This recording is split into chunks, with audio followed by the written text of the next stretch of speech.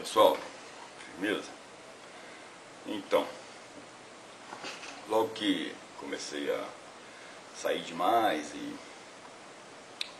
envolvido, né, casado e querendo ir pra rua, então eu tinha mulher em casa, tinha que cuidar da casa, mas também queria envolver com os amigos, né? Eu fiquei conhecendo, a gente fica conhecendo muita patota, conheci meninas e muitas vezes passou batido as meninas, porque estava empolgado com o pó, de cheirar, de usar droga, de fumar maconha e tomar ácido, essas coisas, e nem não dava o devido valor para certas coisas que seriam mais salutar, como namorar, ir para um bar, conversar, não. Então, as perdas começaram da seguinte forma. Na fissura de você usar, de você ter, de você estar no meio, né, da turma, do grupo que usa, faz com que você abandone certas coisas do dia a dia, porque você fica direcionado, atento para poder viver as coisas que a droga pode proporcionar. Então eu comecei a sair muito com um amigo que chamava, eu vou pôr o apelido dele é Perereu, e o outro amigo meu que eu saía muito é o Tiranha. Então tinha um outro amigo que chamava Omar. Então esses caras que fizeram parte dessa minha fase da minha vida. Então eles eram, vamos dizer assim, amigos, entre aspas, porque estavam sempre, dividiam as coisas, curtiam com a gente, né? A gente saía junto, vivia junto. E você vai criando um laço, né, com os caras. Independente do que aconteça, você passa a perdoar atitudes erradas, coisas, vamos dizer assim, falta de considerações, né, que as pessoas devem ter com a gente com elas também. Isso passa um pouco batido dentro da situação do cara que é usuário do pó. Uma certa data, eu estava com os amigos numa casa de um malucão lá na saída de São Paulo, em Goiânia. E os caras muito doidos, as minas muito massas, umas minas bonitas até estavam lá. E nós dando tirinho, cara, cheirando pra caralho, cheirando, você fica travado de tal forma que a menina chegou em mim, velho, uma menina linda, linda, linda mesmo, chegou bem pertinho assim da minha boca, perguntando o que eu tava sentindo, E eu não dava conta de falar, não dava conta de beijar e tomar atitude nenhuma, eu só ficava com os olhos regalados, olhando pra ela e travado, né, cara, sem atitude. Então, nessa fase, eu já tinha terminado o meu segundo grau, estava na fase de tentar vestibular, mas eu não direcionava a minha sapiência, o meu interesse, a minha energia para isso, não. O que eu queria era ir para a rua, ir para a rua, para os bar. E logo à medida que você cheira e conhece as pessoas, você acaba por seguir eles nas atitudes deles também. Então tinha esse amigo Tiranha que ele gostava de tomar, né, injetar.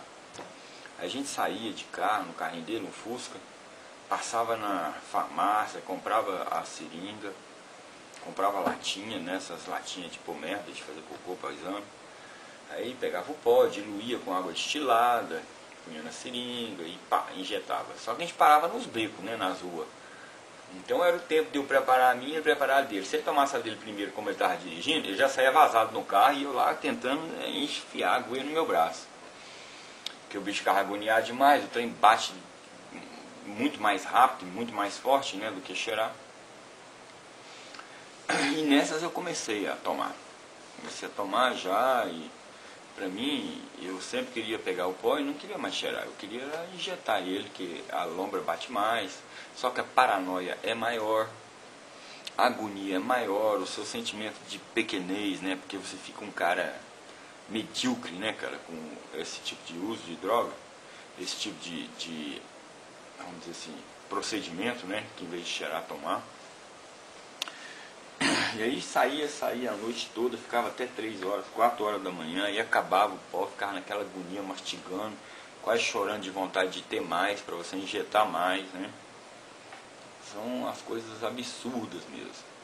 Então, um prejuízo que eu tive mesmo foi essa questão de trabalho, né? Eu tinha acabado de como se diz, perder a minha empresa, que meu pai tomou para dar para os outros lá, por causa das confusões que deu. E aí meu pai falou que ia me dar uma grana, né, pela perda da loja. Aí fiquei insistindo. Aí ele pegou um carro da minha irmã, um Passat, me deu o carro como pagamento pela minha parte pela loja, né, que ele tinha montado para mim e tinha tomado. Eu peguei esse carro, gente, corri em Brasília, eu morava em Goiânia. Corri para Brasília e troquei ele numa moto, uma XL 250. Peguei a moto, cara. Na realidade eu vendi o carro e comprei a moto. Peguei a moto e tal, na primeira volta que eu já fui dar na moto, na beira do lago lá, fui querer pular um morrinho lá, nem tinha andado de moto direito ainda, já levei um tombão. Puf, caí de boca no chão, esfolei os braços tudo, as mãos, arranhei o tanque da moto, mesmo assim montei na moto e pá, fui embora pra Goiânia. Fui embora pra Goiânia com a moto, fiquei com ela aí uns 2, 3 meses, né, agitando, indo pra balada, pros barzinhos, carregava a gringa no bolso do casaco, parava no bar, entrava no banheiro e pá, tomava uma e já saía igual um bicudão, loucão, com os olhos estatalados, suando igual tampa de marmita. E montava nessa moto e saía feito louco, né, maluco, não dava conta nem de pilotar ela direito, ficava agoniado, olhando pro retrovisor, se era a polícia que estava me seguindo, se não era, ia pros barzinhos, parava, descia um pouco, entrava de novo no banheiro, já tinha outra gringa já preparada, carregava 3, 4 gringas já preparadinha, era só tirar a tampinha e tomar. E aí, certa vez, eu, com a moto, careta mesmo, levei uma fechada de um carro, caí com a moto, bati, ela bateu naquelas lixeiras que fica na beira da rua, né, nos ferrinhos dela, e amassou os 2 amortecedores dela, ela perdeu o amortecimento dianteiro. E aí continuei com a moto, fui pra casa, e encontrei um amigo meu, falei do que tinha acontecido, ele falou, não cara, tem um cara da Venezuela aí que faz negócio na moto, troca em pó. Aí eu peguei, fui lá no cara, fiz negócio com ele, peguei 130 gramas de pó, um pó forte pra caramba, e pensei que eu ia vender o pó, comprar outra moto pra mim e ainda eu cheirar, né? Que nada, velho. No que eu peguei o pó, chamei esse cara que me arrumou uma treta, esse amigo meu, chamava Magrão, pus ele dentro do ônibus comigo, falei, vamos pra Brasília lá, pra aquele primo seu lá, pra ver se ele vende esse pó pra gente. Chegando em Brasília, velho, eu peguei umas 70 gramas do trem e pus na mão do cara, velho. Pus na mão do cara e fiquei na cidade, cara, na casa de uma mina lá, de uns amigos dele, que hospedou a gente, lá na 206 Sul, e, cara, eles tudo usando, a gente fazendo altas festas à noite, cara. E eu andando de pé na cidade, fui de Gilberto Salomão na Asa Sul, andando de madrugada, cheirando na carteira de identidade, esse Magrão e uma guria. Acabou que eu cheirei umas 20 gramas lá nos 3 dias, o cara não me pagou o trem, não me deu a grana do pó, nem conseguia mais falar com o cara, fui onde eu trabalhava, o cara ficou grilado, e foi uma confa doida, velho. Fiquei no prejuízo, perdi a moto, tive que passar o documento pro cara, né, perdi a moto. Sobrou umas 30 gramas do pó. E eu voltei pra Goiânia grilado com isso, né, cara? Com a perda. Perdi a porra da moto, cheirando ela todinha, fazendo festa com os outros, que a gente nem conhecia direito. Conheci umas meninas lá, e aí na cheiração, você fica fedido, com a boca fedida, né, cara? Vai beijar a mina, você sente que a mina tá repulsando ali. Cara, é umas situações estranhas, velho. Que não tem como você controlar, o nariz entupido, cheio de cacá, né, cara? Cheio entulhado de trem. Você fica meio cebosão, velho. E aí você passa umas vergonhas doidas, né, cara? Umas coisas esquisitas. Umas situações onde você não sabe o limite do sem lógica e do com lógica, né, cara? De atitude normal e atitude de animal. Isso tudo causado por quê? Por causa do defeito do trem, da fissura de usar, de querer fazer as coisas com as meninas, ou com os caras, ir pros bares, ir pros lugares. Então você acaba ficando meio aloprado.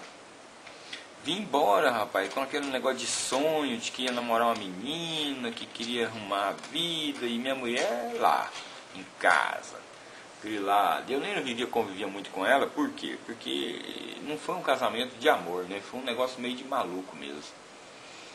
E aí, voltava pra casa, ficava com ela lá e pá, a mulher vai e fica grávida, aí você já fica grilado com aquilo, aquela situação de